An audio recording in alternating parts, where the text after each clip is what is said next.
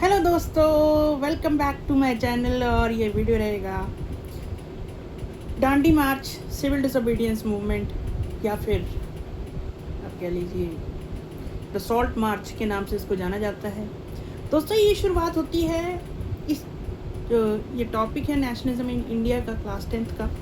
ये जो टॉपिक है ये शुरू करता है अपने आप को कि सबसे पहले ये कहा है कि गांधी जी ने, जो मैंने आपको लास्ट वीडियो में बताया था कि सबसे जो बड़ा आइडिया निकाला, एब्स्ट्रैक्ट आइडिया, वो क्या था? सॉल्ट के ऊपर निकाला, ठीक है, सॉल्ट टैक्स के ऊपर। तो इसका जो आइडिया था ये था कि सॉल्ट एक पावरफुल वेपन बन सकता है जिससे हम पूरे इंडियंस को यूनाइट कर सकते हैं, क्योंकि सॉल्ट ही एक ऐसी कॉमोडिटी है जिसको it was equally consume by rich and poor. दोनों इक्वली कंज्यूम करते हैं, ऑल बाय लाइक करते हैं, सब लोग खाते हैं। एक हमारी एंसेशनल आइटम है हमारे फूड की, जो हम सबको जिसकी कंज्यूम बाय ऑल, सब कंजम्पशन करते हैं। तो देखिए दोस्तों, ये था सबसे बड़ी बात, ये थी कि सबसे पहले ये हुआ, उसके बाद ये हुआ कि एबॉलिश करने के लिए क्या किया, सॉल्ट टैक्स को एबॉलिश करवाने के लिए ये मूवमेंट शुरू किया। ठीक है, अब यहाँ पे थोड़ी सी कहानी सुनो। एक गांधी जी ने लॉर्ड इरविन, वायसरॉय जो थे इंडिया के उस टाइम पे, उनको लेटर लिखा कुछ स्पेसिफिकली 11 कोर डिमांड्स के बारे में। Some of were of the general interest, कुछ तो जनरल इंटरेस्ट की थी, कुछ जो थी वो स्पेसिफिक क्लासेस के लिए थी। इसका मोटिव ये था कि सारी क्लासेस को हम यूनाइट कर सकें और सबकी डिमांड्स को हम साथ लेके चल सकें। ठीक है, कुछ बिजनेस क्लास की डिमांड थी, कुछ पीजेंट्स की डिमांड थी, और सबसे बड़ी डिमांड ये थी कि आप अबॉलिश कीजिए सॉल्ट टैक्स को। और ये लेटर एक अल्टीमेटम के द्वारा दिया गया, महात्मा गांधी जी के द्वारा। किसको दिया गया? Lord Irwin. उनको कहा गया अगर आप इस पे एग्री करते हो तो इट्स फाइन, मगर अगर आप एग्री नहीं करते तो क्या होगा? वी विल लॉन्च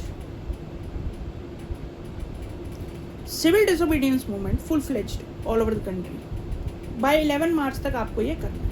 और जो लेटर लिखा गया दोस्तों, ये वाला 11 डिमांड्स वाला, ये लिखा गया 31 जनवरी को। और दोस्तों, यहाँ पे जो बात आती है, लॉर्ड इरविन का जो रिएक्शन था इस लेटर को लेके, उन्होंने क्या किया? उन्होंने इस पर रिएक्ट नहीं किया। इन्होंने कह दिया आई रिजेक्ट इट, रिफ्यूज़ कर दिया टू साइन दिस डिमांड्स। ठीक है, गांधी जी ने उसी दिन शुरू कर दिया full fledge civil disobedience movement. Gandhi ji along with his 78 trusted volunteers के साथ अपनी जो है एक पॉलिटिकल कोई मोटिव से नहीं, एक मूवमेंट शुरू करते हैं, उसका नाम रखते हैं डांडी मार्च। अपनी मार्च शुरू करते हैं फ्रॉम हिज साबरमती आश्रम, जो उनका साबरमती आश्रम था, to the coastal town of Dandi. 24 days की बाद डांडी पहुंचते हैं। 240 माइल्स का ये डिस्टेंस होता है। हर दिन वो 10 माइल्स कवर करते हैं, तो 24 डेज में वहाँ डांडी में पहुँचते हैं। बीच में thousands of people came out of their homes. जहाँ जहाँ Gandhi ji where ever he stopped, वहाँ पे अपना मैसेज ऑफ स्वराज वो देते थे। What he meant by Swaraj, लोग उन्हें सुनने आते थे। ठीक है, उसके बाद क्या हुआ? 24 डेज बाद पहुँच गए वो डांडी, जहाँ पे उन्होंने 6 अप्रैल को सेरेमोनियली, बहुत ही संयम से, बहुत ही रिस्पेक्टफुल वे में क्या किया? सी वाटर को बॉयल किया और अपना कॉमन सॉल्ट मैन्युफैक्चर किया। यही बिगनिंग है सिविल डिसोबीडियंस मूवमेंट की दोस्तों। यहीं से आता है सिविल डिसोबीडियंस मूवमेंट की beginning. This mark the beginning of civil disobedience movement. अब मैं आपको बताता हूँ आगे डिफरेंस क्या था नॉन कॉपरेशन मूवमेंट और सिविल डिसोबीडियंस मूवमेंट में। नॉन कॉपरेशन मूवमेंट में तो हमसे कहा गया था कि आप ब्रिटिशर्स को डिफाई कीजिए, उनके ऑर्डर्स मत मानिए।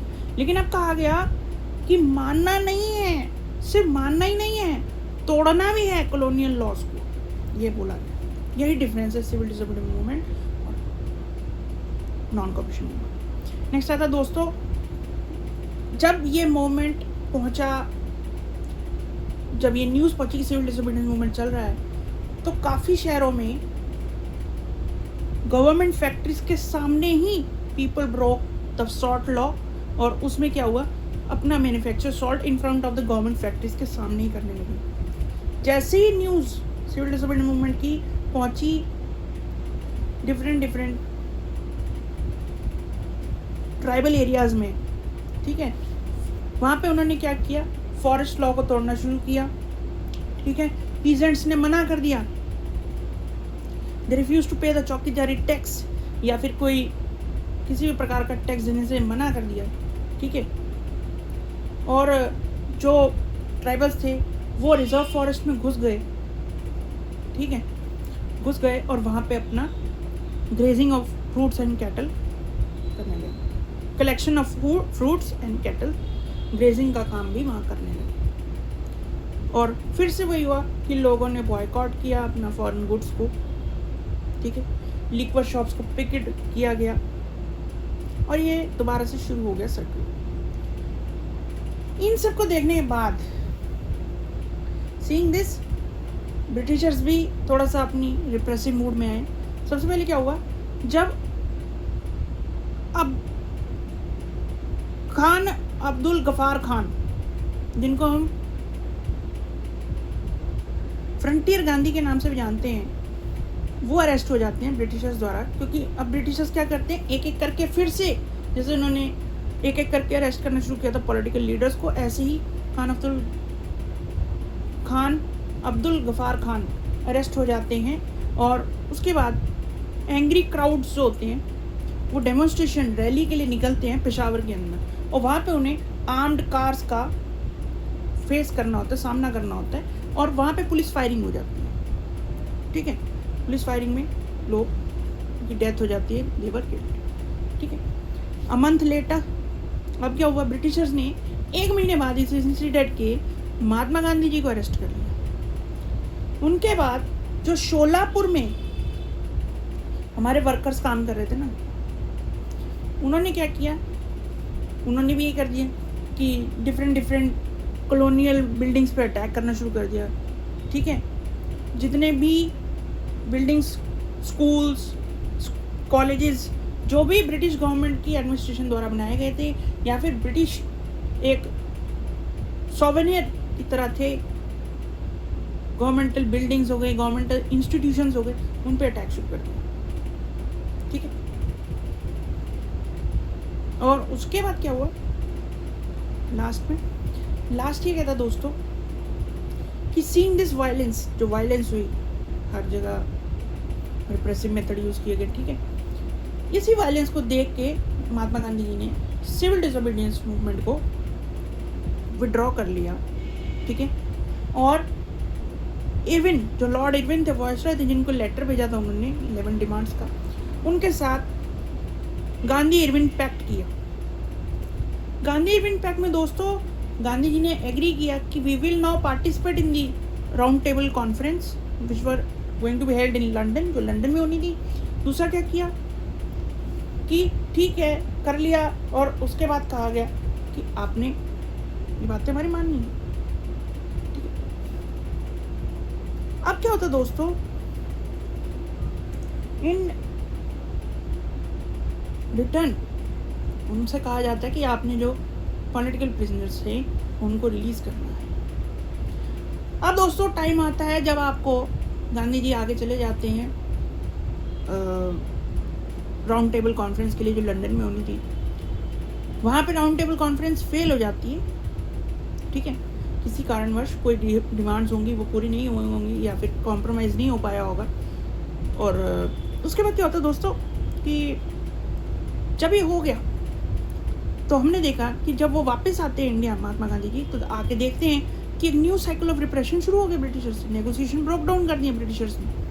सबसे पहले क्या हुआ, कांग्रेस को इलीगल ऑर्गेनाइजेशन डिक्लेयर कर दिया, it was declared illegal. Second क्या किया, both Jawaharlal Nehru ji and Gaffar Khan ji were in jail, दोनों को जेल में डाल दिया। जितनी भी रैलीज, डेमोन्स्ट्रेशन, पॉलिटिकल एक्टिविटीज हो रही थी उन पे बैन लगा दिए गए, they were ban by the British. Seeing this, Mahatma Gandhi ji ने कहा कि मैं अब एक full fledge civil disobedience movement दोबारा से लॉन्च करूँगा। पहले तो बंद कर गए थे, ठीक है, राउंड टेबल कॉन्फ्रेंस में चले गए थे, उन्होंने बंद भी कर दी। फिर क्या हुआ दोस्तों, लास्ट में ये होता है कि 1934 तक, जैसे उन्होंने तो बहुत उत्साह से शुरू किया होगा, लेकिन 1934 तक civil disobedience lost its momentum. I hope आपको ये वीडियो समझ आया होगा, and don't forget to share, subscribe and like. तब तक के लिए मेरे तरफ से दोस्तों गुड बाय।